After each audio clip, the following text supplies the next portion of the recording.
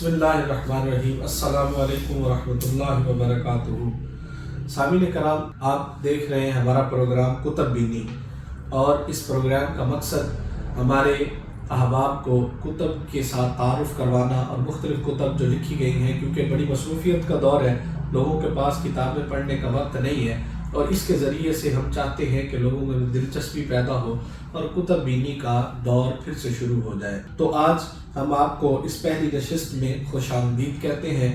کتب بینی کے اس پروگرام میں آپ کے ساتھ میں مخاطب ہوں، شاہد اقبال یوسفی، اور آج ہم شروع کر رہے ہیں۔ اور آج میں کچھ اور سامنے لانے سے پہلے ایک بڑی خوبصورت کتاب جو میرے سامنے آئی اور میرا دل کیا کہ میں اس کو آپ کے ساتھ شیئر کروں، اور ہر اس شخص کو اس کتاب کا مطالعہ کرنا چاہیے جو مدینہ طیبہ کا سفر کرنے کا ارادہ رکھتا ہو، اور آقا علیہ الصلوۃ والسلام کے در دولت اور حضور کی گلی کوچوں کا جو تعارف مختصر سا لینا چاہے۔ وہ ایک بڑی خوبصورت کتاب ہے جو میرے ہاتھ میں ہے، اور یہ کتاب لکھی ہے محترم شورش کشمیری صاحب نے۔ شورش کشمیری صاحب نے یہ کتاب لکھی، اور کتاب کا موضوع ہے شب جائے کہ من بودم۔ یہ آپ میرے ہاتھ میں کتاب دیکھ رہے ہیں، یہ بیسیکلی شورش کشمیری صاحب نے اپنا سفر نامہ لکھا ہے کہ جب وہ مدینہ طیبہ گئے اور عمرے کی سعادت حاصل کی انہوں نے، تو اس وقت انہوں نے کس طرح سے یہ سفر کیا، منزلیں طے کی، اور بڑا خوبصورت قسم کا یہ ایک شاہکار ہے۔ اگر آپ وقت نکالیں اور اس کتاب کا مطالعہ کریں تو میرے خیال میں یہ آپ کے لیے بڑا مزیدار ثابت ہو سکتا ہے، بڑا پرسکون اور ایک کیف بندے کے دل میں آتا ہے کہ میں مدینہ طیبہ کی گلیوں میں گھوم رہا ہوں، میں حرم پاک کی گلیوں میں گھوم رہا ہوں۔ اور اسی طرح انہوں نے جو تعارف کروایا ہے آقا علیہ الصلوۃ والسلام کے شہر کا، مثلا وہ شروع کر رہے ہیں یہاں سے کہ خدا ہے۔ یہ ان کی کتاب کا پہلا جملہ ہے کہ خدا ہے، اور خدا کے ہونے کی وہ کہتے ہیں سب سے بڑی دلیل میں خود ہوں، کیونکہ مجھے زندگی میں جو کچھ ملا، رزق، اولاد، عزت، قلم، بیان، یہ سب بارگاہ عزتی کے انعامات ہیں۔ یہ چیزیں خدا کے سوا مجھے کوئی نہیں دے سکتا تھا۔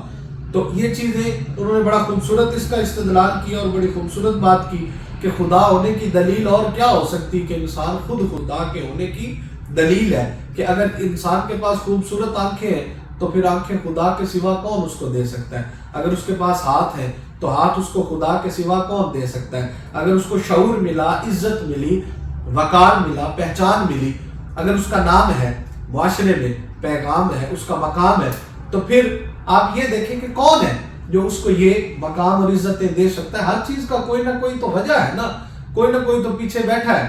اگر کسی کے پاس یہ چیز آئی، اگر علم آیا ہے تو علم استاد نے کچھ سکھایا تو آیا، اگر اس نے زندگی گزارنا شروع کی تو مطلب یہ ہوا کہ اگر اس کے پاس یہ شخصیت ہے، یہ دولت ہے، یہ پہچان ہے، یہ عزت ہے، یہ وقار ہے، تو یقیناً یہ اللہ رب العزت کی عطا ہے۔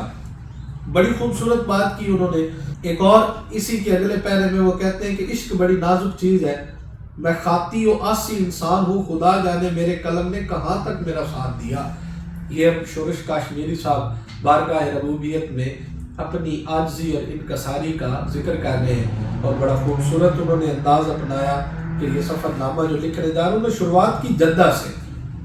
جدہ سعودی عربیہ کا شہر ہے، اور موسٹلی جو لوگ یہاں سے مدینہ طیبہ کے لیے جاتے ہیں، اور جو لوگ عمرے کی سعادت حاصل کرنے کے لیے جاتے ہیں اور سب سے پہلے مکہ پاک جاتے ہیں، تو ان کو پاکستان سے لاہور سے فلائٹ ہمیشہ جدہ کی ملتی ہے، اور جدہ سے آگے سفر کر کے وہ حرم پاک جاتے ہیں۔ تو یہاں انہوں نے جدہ کا تعارف کروایا، اور بڑا ایک خوبصورت انٹرو کے طور پہ انہوں نے ایک جملہ لکھا کہ ذرا کرن اول کو آواز دینا۔ جدہ میں پہنچ کر انہوں نے اپنے آپ سے مخاطب ہو کے کہا ذرا کرن اول کو آواز دینا، اور بڑی خوبصورت بات کی کہ جدہ میں اب صرف دو چیزیں عرب ہیں، ایک زبان اور دوسری اذان، کہ یہ دو چیزیں اب عرب رہ گئی ہیں جدہ میں، ادروائز جدہ میں اب جدہ کا کچھ نہیں رہا۔ اب جدہ کیا ہو گیا جی، باقی ہر چیز پر یورپ کی چھاپ لگی ہوئی ہے۔ یہ بہت بڑی بات انہوں نے کی کہ جدہ میں اب عرب کی صرف دو چیزیں ہیں، اور وہ کیا ہے؟ ایک عربی زبان اور دوسرا اذان، باقی سب کچھ یورپ کی چھاپ لگ گئی ہے۔ اس میں لباس بھی یہاں مخلوط ہو گیا ہے، قطع ہے وضع نہیں ہے۔ یہ بڑا پیارا جملہ لکھا انہوں نے۔ کہ قطع ہے وضع نہیں ہے، وضع ہے قطع نہیں ہے، وضع کا بھرم بھاؤ ہے تو قطع میں رکھ رکھاؤ نہیں ہے۔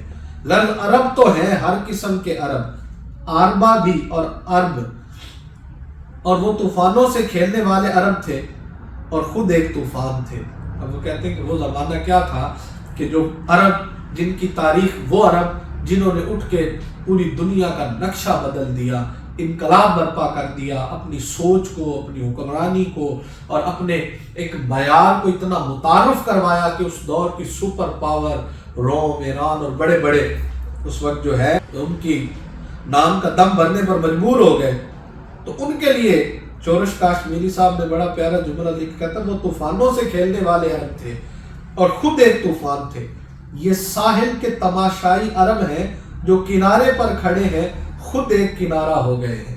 یعنی اب ان عرب میں جنہوں نے اس اسلام کی ابتدا کی، قربانیاں دی اور اس کو بڑھایا، اور اس عرب کو اس کے اندر اتنی وقت اور اتنا مقام اور اتنا ولولہ پیدا کیا اور اتنا انقلاب برپا کیا کہ دنیا محو ہو گئی، دنیا دنگ رہ گئی کہ ایک شخص نے، اور وہ لوگ بدو جو اونٹ چرانے والے تھے، جو جنگلوں میں رہنے والے تھے، جو صحراؤں میں رہنے والے تھے، جو چھوٹی چھوٹی بات پہ قتل و غارت کرنے والے تھے، آج وہ لوگ دنیا پہ حکمرانی کر رہے ہیں۔ وہ دنیا کے بڑے بڑے حکمران بن بیٹھے، انہوں نے بڑی بڑی فتوحات کر لی ہیں، بڑے بڑے اپنے وقت کے پھنے کھاؤ اور بڑے بڑے سپر پاور اس دور کے ان کے آگے گھٹنے ٹیک رہے ہیں، ان کے آگے ہاتھ باندھ کے کھڑے ہیں۔ لیکن اب وقت نے پھر پلٹا کھا لیا، زمانہ پھر بدل گیا۔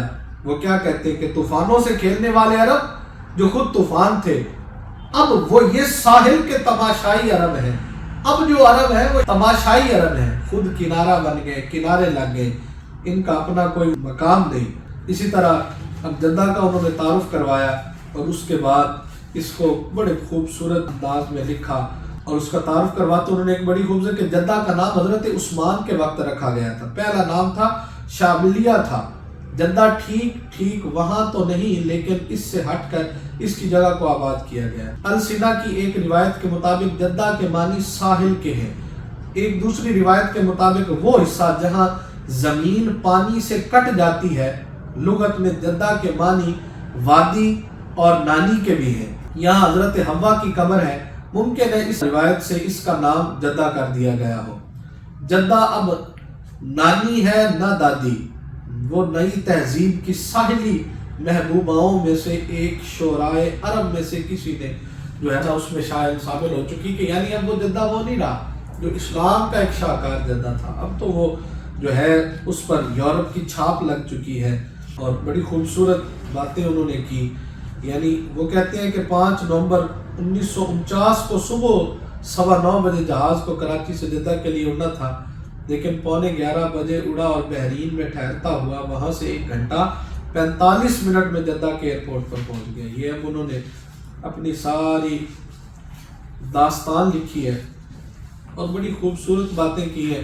تو میں یہ آپ سب کو سجیسٹ کروں گا کہ جو بندہ بھی سفر طیبہ کرنا چاہتا ہو تو اس کو چاہیے کہ وہ پہلے اس شب جائے کہ من بودم اس کتاب کا ضرور مطالعہ کرے اور اس کو دیکھے۔ اب یہ بیت اللہ کی ہیبت مجھ پر چھا گئی، اب وہ بیت اللہ پہنچ گئے، اب اس کا سفر ہے کہ بیت اللہ کی ہیبت مجھ پر چھا گئی۔ پھر ایک لہر تھی کہ صدیوں کی سرگشت سمیٹتی ہوئی نکل گئی، ایک سینکڑوں دور خیال کسی تیزی لیے بیت گئے، اور وہ دل جو ابھی تک مرعوب تھا خوشی سے جگمگا اٹھا۔ میں وہاں تھا جہاں اللہ تعالیٰ نے عرش و فرش کی تمام فضیلتیں جمع کر دی ہیں، جہاں 24 گھنٹے اللہ تعالیٰ کے فرشتے بالا اعلیٰ سے درود و سلام کی جھولیاں بھر بھر کے لاتے اور بندگان تسلیم و رضا کو پہنچاتے ہیں۔ اب یہ بیت اللہ کا ذکر کرنے حضرت عبداللہ بن زبیر کی روایت ایک بیان کرتے ہیں کہ حتیم کو مسقف کیا، لیکن یزید کے سالار حسین بن نمیر نے مکہ پر چڑھائی کی تو کوہ ابو قیس سے بیت اللہ پر آتش باری کی۔ اس طرح سے بڑی خوبصورت چیزیں جو ہے نا وہ شورش کاشمیری صاحب نے لکھی۔ ایک خوبصورت تعارف کرواتے ہوئے لکھتے ہیں کہ مکہ کا چپا چپا تاریخی ہے، لیکن جو چیز محفوظ نہیں کی گئی وہ تاریخ ہی ہے۔ کیا خوبصورت بات کی کہ مکہ چونکہ ظاہر ہے دنیا عالم کا وہ شہر جسے آباد کیا گیا اور جہاں پہ خالق ذوالجلال کا مسکن ہے، اللہ کا گھر ہے، جہاں پہ اللہ کی قربتوں اور رحمتوں کا نزول ہوتا ہے، جہاں پہ حج ہوتا ہے، بیت اللہ کا طواف ہوتا ہے، صفا مروہ ہے، جہاں پہ آب زمزم ہے، اور سب سے بڑھ کر کہ آقا علیہ الصلوۃ والسلام کی جائے پیدائش ہے، حضور کا شہر ہے، اس سے بڑا خوبصورت اور اس سے بڑی شان والا شہر کون سا ہو سکتا ہے؟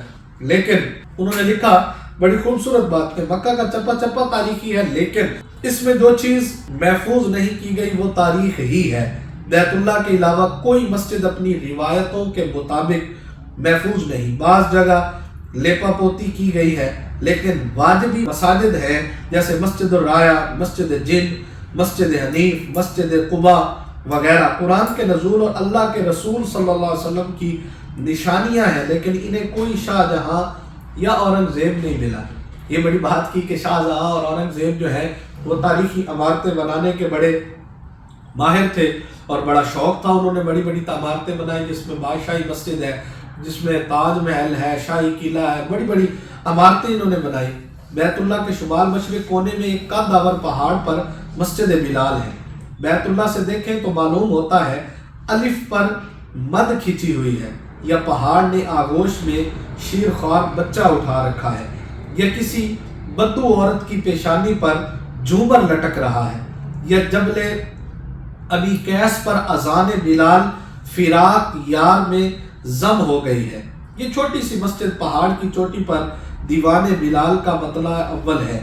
گمان ہوتا ہے کہ پہاڑ کی پلکیں سفید ہو گئی ہیں، اور یہ بھی نظر آتا ہے کہ جبل ابی قیس کسیدہ ہے تو اس کی تشبیب جیسے پہلو میں دل یا نگاہ میں سوال کعبۃ اللہ سے اتنی بلند ہے کہ اس کے میناروں سے بھی اونچی ہے۔ اللہ تعالیٰ نے اپنے محبوب کے غلام کو اس طرح سرفراز کیا ہے کہ شق القمر کا معجزہ اسی پہاڑی پر ہوا تھا۔ حضور نے یہاں ہی سب سے پہلے اہل مکہ کو پکارا تھا۔ سیدنا ابراہیم علیہ السلام نے یہیں سے حج کا اعلان کیا تھا اور لوگوں کو اللہ کی طرف بلایا تھا۔ جبین نے کہا مسجد بلال میں بھی 2 رکعت پڑھ لو، لیکن بیت اللہ کے سجدوں سے بڑھ کر کوئی سجدہ نہیں ہے۔ بڑا خوبصورت انٹرو دیا جبل ابی قیس کا شورش کاشمیری صاحب نے، اور اس پر موجود مسجد بلال کا خاص طور پر، اور اسی طرح انہوں نے کئی صفحات پر بڑی خوبصورت بات کی۔ اب چونکہ ہم اتنا وقت نہیں ہے کہ آپ کو ساری کتاب کا مطالعہ کر کے بتائیں، یہ کچھ چند چیزیں جو آپ کے گوش گزار کر رہے ہیں، تو آپ سب سے یہی التماس ہے کہ اس کتاب کا آپ ضرور مطالعہ کریں، اور اس سے ہمارے اندر موجود وہ جو عشق مصطفیٰ صلی اللہ علیہ وسلم اور حضور علیہ الصلوۃ والسلام کے شہر کی، حضور کے ملک کی، حضور کے گلی کوچوں سے ہماری محبت کا تعلق ہے، اس میں اور جو ہے تڑپ پیدا ہو، اس میں اور جلا ہے، اس میں اور محبت ابھرے، اور اس طرح سے ہم اور اس آقا علیہ الصلوۃ والسلام کی محبت اور قربت کو سمیٹ سکیں۔ وقت گزارنے کے بعد وہ شورش کاشمیری صاحب نے جب مدینہ طیبہ کی طرف روانہ ہوئے تو مدینہ تو نبی کے نام سے اس کی ہائیڈنگ بنائی، اور نیچے انہوں نے لکھا خدا مجھے نفس جبرائیل دے تو کہوں، خدا مجھے نفس جبرائیل دے تو کہوں، اس کے لیے یعنی اتنا بڑا جملہ اور اتنی خوبصورت بات انہوں نے کی کہ خدا مجھے نفس جبرائیل دے تو کہوں، کہ میں بارگاہ مصطفیٰ میں جا رہا ہوں اور مجھے وہ آداب بھی نہیں آتے، مجھے بولنے کا سلیقہ بھی نہیں آتا، مجھے چلنے کا طریقہ بھی نہیں آتا، مجھے ٹھہرنے کا ڈھنگ بھی نہیں آتا، مجھے قدم رکھنے کا قرینہ بھی نہیں آتا، مجھے بولنے کی میرے اندر سکت بھی نہیں ہے، میری زبان میں وہ پاکیزگی نہیں، میری نگاہوں میں وہ شرم نہیں، میرے کانوں میں وہ بلندی نہیں، میرے قدموں میں وہ پاکی نہیں، میرے ہاتھوں میں وہ صفائی نہیں، وہ عظمت نہیں، کہ میں اس در رسول پر جا رہا ہوں کہ جہاں جبرائیل بھی آ کر ہاتھ باندھ کے کھڑے رہتے ہیں، جہاں جبرائیل بھی آ کر اجازت طلب کرتے ہیں، جہاں کہ جبرائیل دربان ہے۔ اب میں اس دربار میں جا رہا ہوں، تو اس دربار کا کیا، تو اس لیے کہا خدا مجھے نفس جبرائیل دے تو کہوں۔ درود و سلام پڑھا، صلاۃ و سلام علیک یا رسول اللہ۔ اور بڑی خوبصورت اور یہ دل کو موہ لینے والی باتیں ہیں، اگر آپ تنہائی میں بیٹھ کر اس کا مطالعہ کریں اور تصور میں لائیں کہ میں ان گلیوں میں گھوم رہا ہوں۔ کہتے گنبد خضرا روبرو تھا، گستاخ آنکھیں کتھے جا اڑیاں، جہاں کبھی ایوب انصاری کا مکان تھا، رسول اللہ صلی اللہ علیہ وسلم کی ناکہ میزبانی کا شرف بخشنے کے لیے بیٹھ گیا تھا، وہاں جنت البقیع کو جاتی ہوئی سڑک پر سیارہ رک گیا، باب عمر، باب عبد المجید اور باب عثمان کی سڑک پر قصر الجہاز ہوٹل سے وہاں، یعنی اب وہ ہوٹل میں ٹھہرے، اب وہاں پر رکنے کے بعد میں یہ بات آپ سے ضرور شیئر کرنا چاہوں گا کہ انہوں نے اپنے احساسات لکھے. وہ کہتے ہیں مجھ پر سکتہ طاری ہو گیا، کیا واقعی مدینہ النبی میں ہوں یا خواب دیکھ رہا ہوں. مجھے اپنے موجود ہونے کا احساس ہو گیا. سلام ہوا اے مدینہ النبی صلی اللہ علیہ وسلم، تو کائنات کے فخر ناز کی پونجی ہے، تیری بنیادیں صبح قیامت تک قائم و دائم ہے. تو نے وہ شرف حاصل کیا جو کرۂ ارضی کے کسی خطے کو نہیں، اور نہ حشر تک کوئی خطہ اس سعادت سے مشرف ہوگا. تیرے آغوش میں ایک ایسا انسان سو رہا ہے جو اپنے مولود سے ہجرت کر کے یہاں آیا، تو نے اس کو پناہ دی، اس کی میزبانی کی، پھر وہ تیرا ہی ہو گیا. واہ! یہاں پر مجھے ایک بڑی خوبصورت روایت یاد آ رہی ہے کہ جب مکہ فتح ہوا تو مختلف چیزیں تقسیم کی گئی، تو کچھ لوگوں کے دلوں میں خیال آیا کہ یہ سب کچھ فلاں کو یہ دیا، فلاں کو یہ دیا. تو آقا علیہ السلام نے فرمایا کیا تم یہ پسند نہیں کرتے کہ تمہارے ساتھ محمد الرسول اللہ جا رہے ہیں صلی اللہ علیہ وسلم. تو مدینہ طیبہ کو یہ شرف حاصل ہے کہ مدینہ طیبہ میں اللہ رب العزت کے حضور ہے. تیری مٹی کو اس نے اپنے وجود سے زندہ و جاوید کر دیا، تیرا نام اسی کا ہو گیا. یہاں تک بالا کیا اور دوام بخشا کہ صدیوں سے انسانوں کے قافلے صبح و شام تیری طرف کھینچے چلے آتے ہیں. دنیا کا کوئی دربار ایسا نہیں جیسا دربار مصطفیٰ ہے، جہاں دنیا سے لوگ چلے آتے. تیری فضاؤں میں کرن سے درود و سلام کے موتی بکھر ہیں. تیرے ہاں حاضر ہونا دنیا کی عظیم سعادتوں میں سے ایک سعادت ہے. سب سے بڑی سعادت آج قریب 1400 برس ہوتے ہیں. تیری کوئی ساتھ کوئی ثانیہ کبھی درود و سلام سے خالی نہیں ہے. تیری گلیاں ہم ایسوں کے لیے مصری کی ڈلیاں اور گلاب کی کلیاں ہیں. تیرے ذرے مہر و ماہ کو شرماتے اور دل و نگاہ کو چمکاتے ہیں. تیری ہواؤں میں انفاس رسالت کی خوشبو پائی بسی ہوئی ہے. تو کتنا حلیم و کریم ہے کہ ہم جیسوں کو بھی حاضری کی سعادت بخشی. یعنی یہ اب ان کے جذبات ہیں جو بارگاہ مصطفیٰ صلی اللہ علیہ وسلم میں پیش کر رہے وہ ہے. رسائیوں کے باعث مسجد نبوی میں داخل کے تصور سے پیدا ہو گئی تھی، یکا یک ختم ہو گئی. یعنی کہ جب میں سرکار کی بارگاہ میں آئے، جب دربار مصطفیٰ میں تھے، تو کیا خوبصورت بات انہوں نے کی. یعنی اب آگے انہوں نے مسجد نبوی کا احاطہ بیان کیا، اس کے خد و خال بیان کیے، مسجد نبوی کا خوبصورت نقشہ بیان کیا ہے، کس کس نے مسجد نبوی کی توسیع کی اور کس کس طرح سے یہاں پر آ کر اپنی خدمات سر انجام دی. بڑی خوبصورت چیزیں جو ہیں شورش کاشمیری صاحب نے نوٹ کی ہیں اور بڑا مزے کی یہ چیزیں ہیں. اور میں سمجھتا ہوں کہ آپ سب کو، ہم سب یہ جو ہم سے بچھڑا ہوا تعلق ہے، اس کو دوبارہ سے زندہ کرنے کے لیے ضروری ہے کہ ہم کتب بینی کی طرف آئیں اور ہم دوبارہ سے اپنے اندر یہ شوق پیدا کریں. ہمیں اس سے دور کیا جا رہا ہے یہ سوچی سمجھی سازش کے تحت، تاکہ ہم علم سے دور ہو جائیں، آقا علیہ السلام کی محبت سے دور ہو جائیں. آئیے اس پیغام کو عام کرتے ہیں اور ہمارے ساتھ رہیے اور اس پروگرام کو دیکھنا نہ بھولیے. ہمارے چینل کو سبسکرائب کیجیے، ہمارے فیس بک پیج کو آپ لائک کیجیے، تاکہ یہ ہم نئی نئی کتابوں کا آپ سے تعارف کروائیں گے اور آپ ضرور ان کا مطالعہ کریں، اپنی لائبریری میں رکھیں اور اس کو اپنی میراث بنائیں. اور علم انسان کی سب سے خوبصورت میراث ہے. اللہ ہم سب کے حامی و ناصر ہو. انشاءاللہ اگلے پروگرام میں، اگلے ایپیسوڈ میں ایک نئے تعارف کے ساتھ آپ کے ساتھ ملاقات کریں گے. السلام علیکم ورحمۃ اللہ وبرکاتہ.